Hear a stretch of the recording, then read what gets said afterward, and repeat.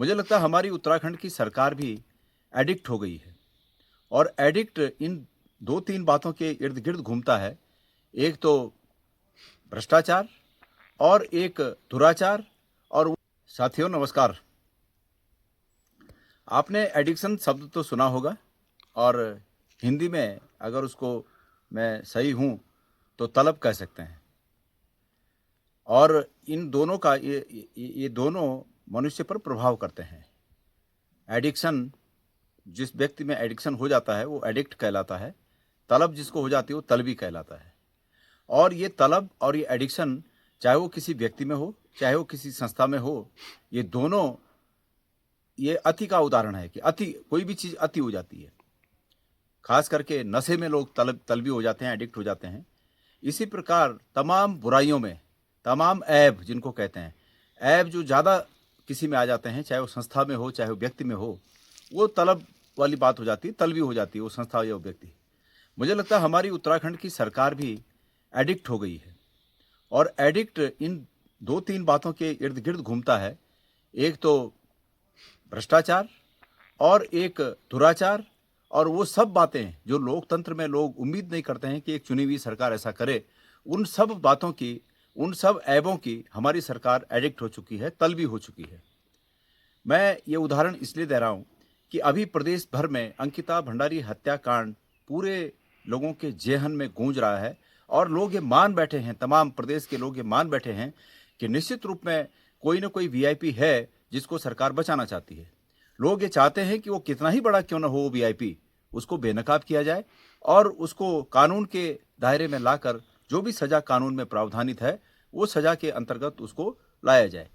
लेकिन सरकार है कि मानने को तैयार नहीं। लेकिन सरकार एक बात जो मैंने कहा कि एडिक्ट है, भ्रष्टाचार करने में, दुराचार करने में एडिक्ट है।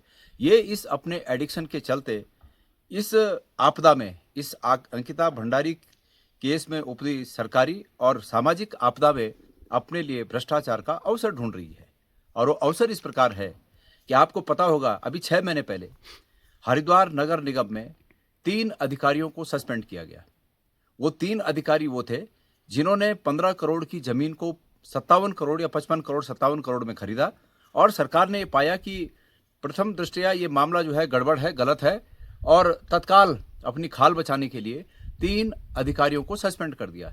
इससे मना नहीं किया जा सकता कि वो 3 अधिकारियों का सस्पेंशन सिर्फ सरकार ने अपनी खाल बचाने के लिए किया, क्योंकि वो भ्रष्टाचार सरकार की सह पर हुआ था और उसकी भी हमारे पास जानकारियां हैं कि वो सरकार की सह पर हुआ था। बहरहाल इस आपदा में जबकि लोगों का ध्यान सिर्फ अंकिता भंडारी हत्याकांड की तरफ है, ऐसे में सरकार इस समय मौके का फायदा उठाना चाह रही है, इस आपदा में अवसर ढूंढ रही है और आजकल में ही उन जो सस्पेंड अधिकारी हैं उनको सरकार बहाल करने जा रही है।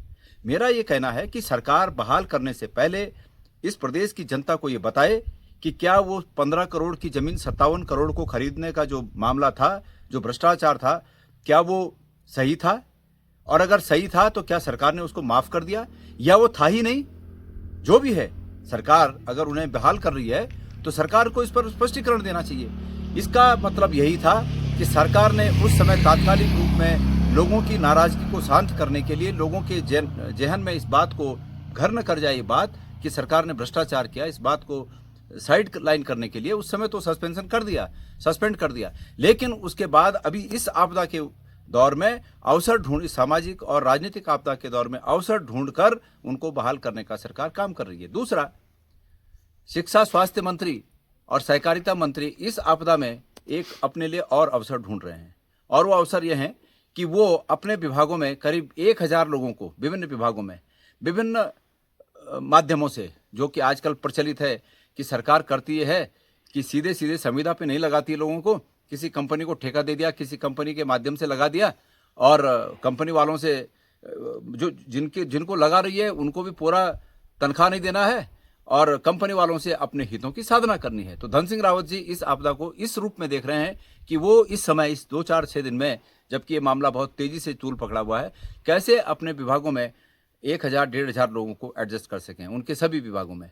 तो आपदा में अवसर ढूंढने की सरकार की प्रवृत्ति लोगों के सामने उजागर हो सके, इसलिए बेखौफ होकर जिस व्यक्ति को जो सरकार के मामले जानकारी में है वो सब सामने लाने चाहिए।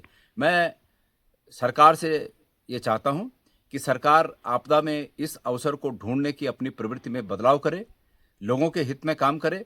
सरकार ये बताए कि हरिद्वार नगर निगम के भ्रष्टाचार मामले में, भूमि खरीद भ्रष्टाचार मामले में सरकार ने यदि सस्पेंड किया था तो क्या उनका सस्पेंड करना गलत था, या उसमें कोई आरोपी नहीं था, उसमें कोई भ्रष्टाचार नहीं हुआ, और हुआ तो सरकार ऐसे क्यों करने जा रही है। सरकार को ये स्पष्टीकरण देना चाहिए। और धामी जी को, धन सिंह रावत जी के उन विभागों पर भी नजर रखनी चाहिए जहां वो इस आपदा में अवसर ढूंढकर और अपना जो नौकरी बेचने का कारोबार है उसको आगे बढ़ाने जा रहे हैं। धन्यवाद।